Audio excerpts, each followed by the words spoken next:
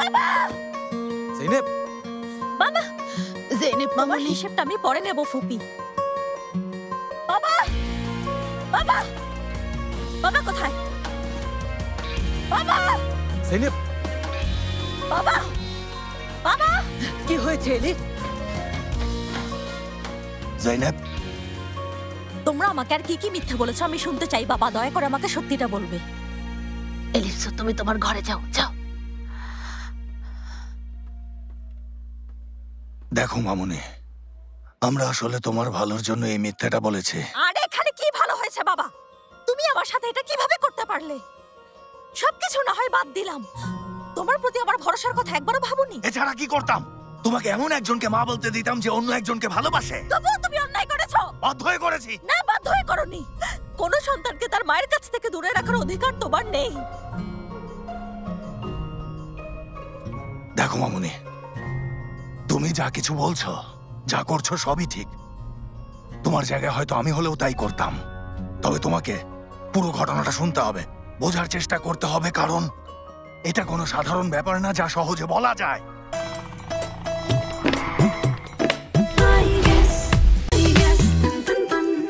ঠিকই বলেছ, এটা কোনো সাধারণ ব্যাপার না। এটা হচ্ছে একটা প্রতারণা, মিথ্যে, যা তোমরা তোমাদের নিজেদের স্বার্থের কারণে আমার কাছে এত বছর লুকিয়ে রেখেছিলে। না, এটা ঠিক না। দেখো, তোমরা সবাই আমার কাছে মরে গেছো, বুঝতে পেরেছো?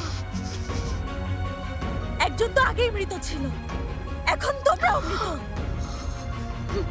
এই বাড়িতে আমার আর ভরসা করার মতো কোনো মানুষ নেই। আর বিষয়টা যে কতটা ভয়ঙ্কর কষ্টের তা তুমি জানো বাবা? তুমি জানো না।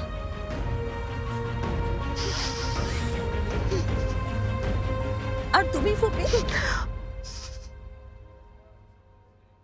তুমি আমার সাথে এমনটা কিভাবে করলে? তোমার মাঝে আমি আমার মাকে খুঁজেছি, কখনো কিছু হলে তোমার কাছে ছুটে এসেছি, মনের সব কথা শেয়ার করেছি। সেই তুমি কিভাবে করলে?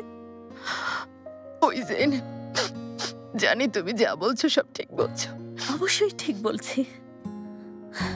এই আমি বছরের পর বছর একটা ছবি দেখার জন্য আকুতি করেছি।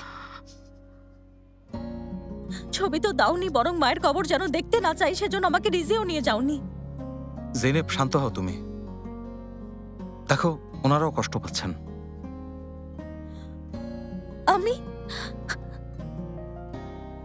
তুমি বুঝবে না।